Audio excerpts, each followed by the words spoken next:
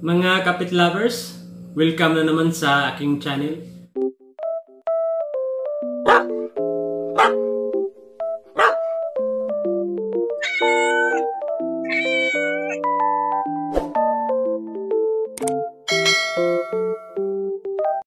Sa video na to mga kapit lovers, dito niyo malalaman ang pamamaraan para di madaling magsawa sa cat food ang inyong mga alagang pusa. So, isi-share ko dito ang pamamaraan ko o ang style ko kung bakit di madaling nagsawa ang aking mga alagang pusa.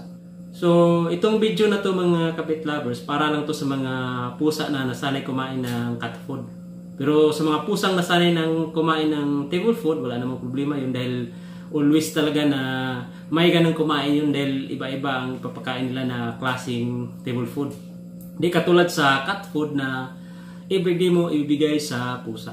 May dalawa akong pusa, di naman to, itong mga pusa ko, di naman to mga may breed. Yung isa lang na mix, tapos yung pangalawa, dahil dalawa lang ang pusa ko, tapos yung pangalawa ay na-rescue ko.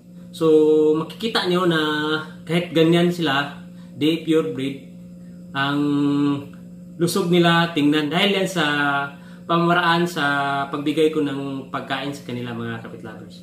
So ito po ang una kong pusa mga kapit lovers, tingnan nyo, di ba?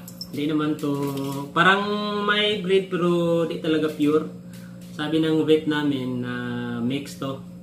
Tapos ang isa kong pusa na na-rescue sa mga di pa nakakita, ito Puspin to, pero tingnan nyo mga kapit lovers. So, ang pamamaraan ko mga kapit lovers, ano ngayon? Hapon na ngayon. Ang oras, mga 6 PM na mahigit. So, ang style ko mga kapit lovers, itong pamamaraan ko na nakuha ko mga kapit lovers o natutunan ko ay natutunan ko to sa ibang bansa dahil may kakilala akong kaibigan na nakitira doon. Tapos, lahat ng mga tao doon na nag-alaga ng pusa, ito po ang style nila. Papakainin nila ng isda. So, ang ginawa ko, everyday ko sila papakainin ng nilagang isda tuwing gabi o parang hapunan na nila mga kapit lovers. So, di talaga sila magsawa sa cat food kung sa isang araw bigyan nyo sila ng isda. So, ang ginawa ko, naglaga ako ng marami, tapos nilagay ko sa ref, sukunin ko, ipapakain ko sa kanila ngayon.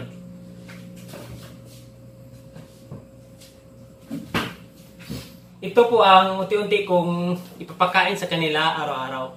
Di ko naman bigyan sila ng marami, yung sapat lang. So, tingnan nyo. Yan. Kahit anong isda, basta di lang yung mga malalansa na isda. Yan. Yan o, tingnan nyo, gusto nila. Tuwing gabi or tanghali pa, pero mas maganda ang paggabi, pakainin nyo sila ng isda. So, kaunti ang ilagay, maglaga kayo, tapos ang nilagay ko dito, kaunting asin lang. So, ganito. Dito. Tingi. Patirispasan yung kao. Ay, mandali mo kaya. Ki! Tari mo, Miki.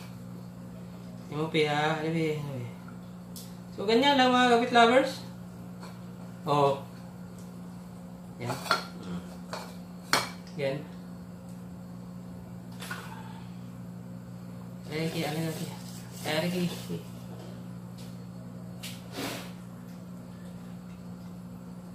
So, yan.